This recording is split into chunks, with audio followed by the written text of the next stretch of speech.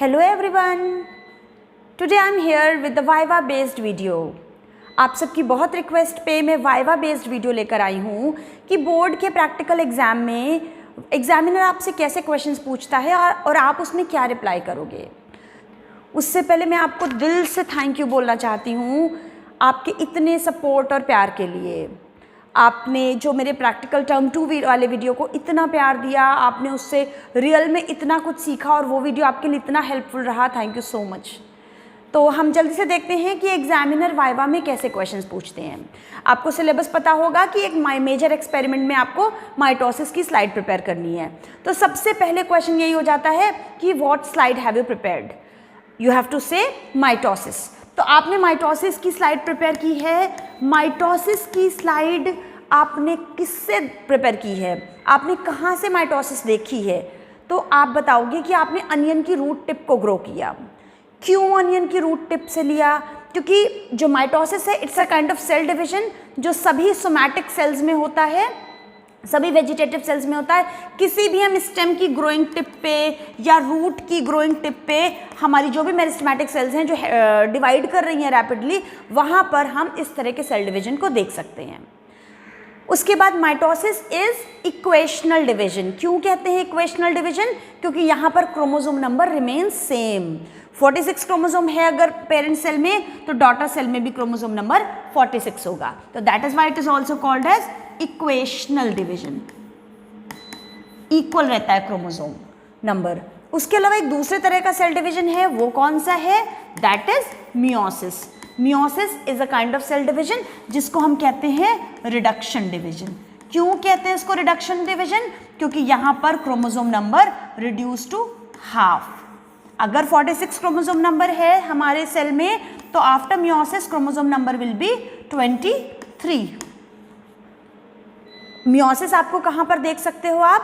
तो आप बताओगे आप कहीं भी जहाँ पे जर्म सेल्स फॉर्म हो रही हैं, जैसे कि पॉलन ग्रेन्स जहाँ पर फॉर्म हो रहे हैं, आप एंथर में देख सकते हो meiosis type of cell division.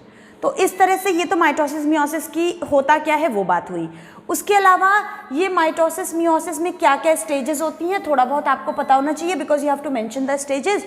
तो 4 स्टेजेस है, prophase, metaphase, anaphase and telophase. वो आप बता दोगे कि प्रोफेज में क्या होता है।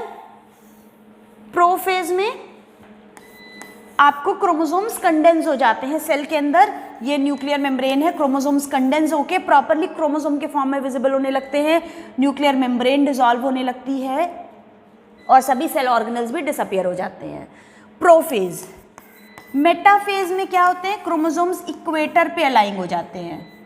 क्रोमोसोम्स इक्वेटर पे आके अलाइन हो जाते हैं, स्पिंडल फाइबर बन जाता है। This is metaphase. मिडल में आके अलाइन हो जाते हैं इक्वेटर पे। एनाफेज में ये क्रोमोसोम्स ऑपोजिट पोल्स पे जाने शुरू हो जाते हैं।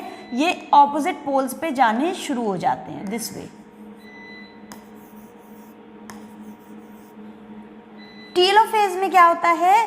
ये टीलोफेज में क्रोमोसोम्स ऑपोजिट पोल्स पे चले जाते हैं, पहुंच जाते हैं दिस वे। तो ये तो हो गई हमारी माइटोसिस में क्या क्या स्टेजेस होती हैं। अब माइटोसिस में आप स्लाइड आपने कैसे प्रिपेयर की, ये बात आपसे पूछते हैं एग्जामिनर। तो यू हैव टू से कि आपने अनियन रूट टिप को ग्रो कराया। पहले अनियन को पानी में रखकर, पानी में टच होता रहे इस तरह से रखा आपने, 2-3 दिन के लिए रखा आपने। उसमें रूट्स की ग्रोथ दिखाई दी। रूट्स की जो ग्रोथ आपको दिखी, आपने टिप्स को कट कर लिया। उन टिप्स को आपने सबसे पहले फिक्सेशन के लिए 1:3, it's 1:3 acetic acid, acetic acid और मिथेनॉल के सॉल्यूशन में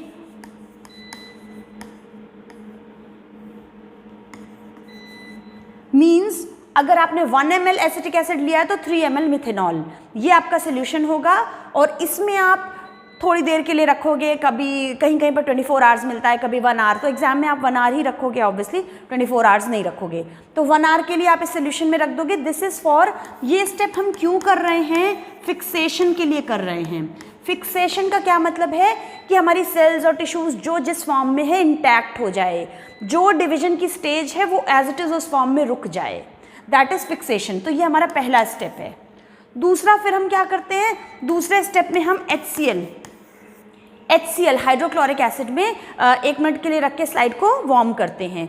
HCl स्पेशली क्या करती है, HCl क्या करता है, ये पेक्टिन को डिसॉल्व करता है।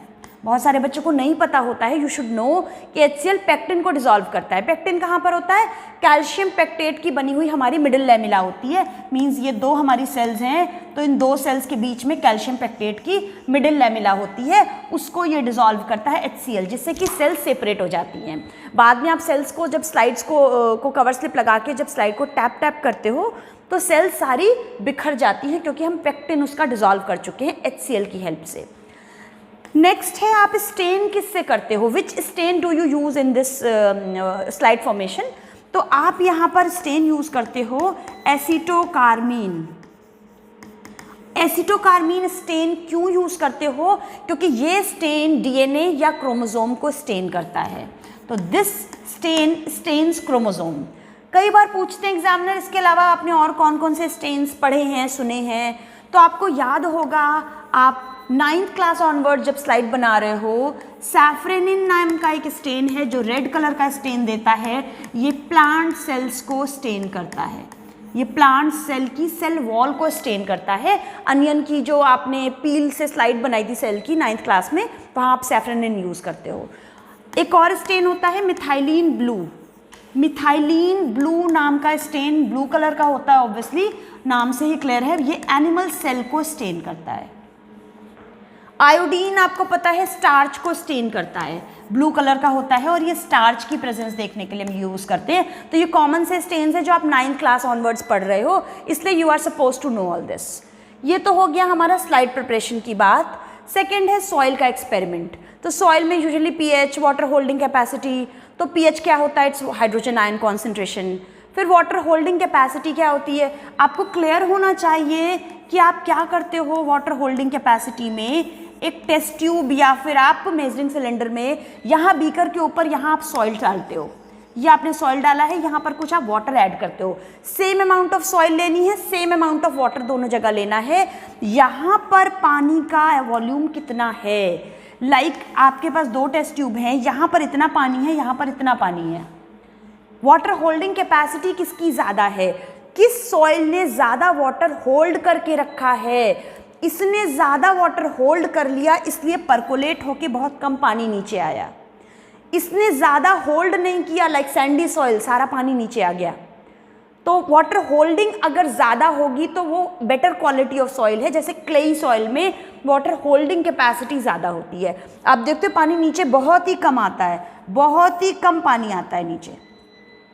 सैंडी टाइप ऑफ सॉइल होगी तो उसमें बहुत सारा, आप देखते हो ना, उसमें होल्ड कुछ नहीं कर पाती है वो सॉइल पानी, और सारा पानी नीचे आ जाता है परकोलेट होके। तो more water holding capacity means better quality of soil, ज़्यादा अच्छी सॉइल है हमारे लिए। तो ये हो गया सॉइल का टेक्सचर। सॉइल कितने तरह की होती है, सैंडी सॉइल, बहुत ही स्मॉल साइज़ के पार्टिकल हैं तो वो क्लेई सॉइल है, बड़े साइज़ के पार्टिकल हैं तो सैंड है, दोनों का मिक्सचर है तो वो लोमी सॉइल है। इसके अलावा आपको वाटर pH और वाटर में माइक्रो ऑर्गेनिजम्स की स्टडी मिल सकती है। तो आपने कुछ एक माइक्रो ऑर्गेनिजम्स प्रिपेयर किए होंगे कि मुझे ये पहले दिखे थे या मैंने ये लर्न किए हैं, आप वो मेंशन कर सकते हो easily. This slide is also very easy, whether you are able to observe anything और नॉट इन द स्लाइड। आप अपने कुछ एक एनिमल्स रेडी रखो और एग्जाम में आप उनको ड्रॉ कर दो। उसके बाद जब आपसे पूछता है ज़ेरोफिटिक एडेप्टेशन में आपको क्या मिला था आज स्पॉटिंग में, तो आपको जो भी मिला है आप वो नाम लेकर बताओगे कि ये पर्टिकुलर कैक्टस मिला मुझे, एकाशिया मिला, या मुझे लिजर्ड मिली, तो आप वो चीज़ बताओगे। और आपने जो कुछ भी अपनी फाइल पे लिखा है, उस वक्त एग्जाम कॉपी में लिखा है, वो भी आपको लर्न होना चाहिए। दूसरी सबसे इम्पॉर्टेंट चीज़ है आपका प्रोजेक्ट। यूजुअली एग्जामिनर ये पूछ लेता है आपने प्रैक्टिकल फाइल में क्या क्या किया। सेकेंडली आपसे वो पूछता है प्रोजेक्ट, जैसे ही आप हाथ में देते हो, दिमाग में कई बार हमारे कुछ भी क्वेश्चंस नहीं होते हैं, प्रोजेक्ट हाथ में आया तो हम देखते हैं और उसमें से उठा के कुछ पूछ लेते हैं। तो सबसे इम्पॉर्टेंट चीज़ ये है कि प्रोजेक्ट में प्लीज़ आप नेट से कॉपी पेस्ट करके कुछ भी मत लिखना, जो आपके एनसीईआरटी में, और जो बातें आपको पता हैं वही लिखना, या जो आपने लिख दिया है उसको आपको कम से कम लर्न होना चाहिए। ऐसा कुछ भी ना हो कि आपने प्रैक्टिकल फाइल में तो लिख लिया पर जब आपने एग्जामिनर ने आपसे पूछा तो आप आंसर नहीं कर पा रहे हो। ये एक बहुत बड़ी चीज़ है, क्योंकि अभी मैं प्रीवियस जिन स्कूल्स में गई हूँ एग्ज़ाम लेने के लिए, मैंने देखा कि वहाँ पर अगर मैंने बच्चों को प्रोजेक्ट में से भी कुछ बेसिक चीज़ पूछ ली, they were not able to answer. बहुत ही बैड इंप्रेशन पड़ता है और मार्क्स आप लूज़ करते हो। आपको पता है वाइवा बहुत इंपॉर्टेंट होता है, काफ़ी मार्क्स और इसी पे डिसाइड होते हैं वाइवा से ही। कॉपी वर्क तो आपको बिल्कुल परफेक्टली करना है। अगर आपने कॉपी में मिस्टेक की है तो एग्जामिनर चाह के भी आपको फुल मार्क्स नहीं दे सकता। तो कॉपी वर्क में तो मिस्टेक नहीं होनी चाहिए। वो कॉपीज़ जो सीबीएसई बोर्ड में बाहर जानी हैं वो कॉपी वर्क बिल्कुल करेक्ट होना चाहिए। और वाइवा के लिए आपको प्रोजेक्ट आपको प्रिपेयर करना है अच्छे तरीके से। अगर ह्यूमन हेल्थ वाला टॉपिक लिया है आपने तो फिर कोशिश करो कि पूरी की पूरी क्लास का प्रोजेक्ट सेम टॉपिक ना हो, डिफरेंट टॉपिक्स हों, सो दैट कि वाइवा में भी रिपीटेशन वही चीज़ें एग्जामिनर भी पूछ के बोर हो जाता है और फिर रिपीटेडली वही आंसर आप नहीं दे पाते हो तो और भी ज़्यादा बैड इंप्रेशन पड़ता है। तो टॉपिक्स डिफरेंट लो, अपनी एनसीईआरटी बुक में से ले लो। अगर ह्यूमन हेल्थ वाला टॉपिक है तो आपको सारी डिजीज़ेस के पैथोजेंस पता होने चाहिए। इसके अलावा जो भी आपने टॉपिक लिया है, ड्रग्स लिया है, बायोटेक्नोलॉजी से लिया है, ऑर्गेनिज्म एंड पॉपुलेशन से लिया हो, बायोडाइवर्सिटी लिया हो, माइक्रोब्स लिया हो, जो भी किया है वो एटलीस्ट थ्योरी पोर्शन जो आपके एनसीईआरटी बुक में पढ़ाया गया है वो आपको लर्न ज़रूर होना चाहिए। तो try to avoid extra portion, पर जो भी रिटन कंटेंट है आपके प्रोजेक्ट में, आपके फाइल में, वो आपको पता होना चाहिए। और इस तरह से जब आपको पता होंगी वो बेसिक चीज़ें, यू विल बी कॉन्फिडेंट। आप कॉन्फिडेंट दिखोगे, डेफिनेटली आप बहुत अच्छा से कर पाओगे। All the very best for your board practical exam. Thank you.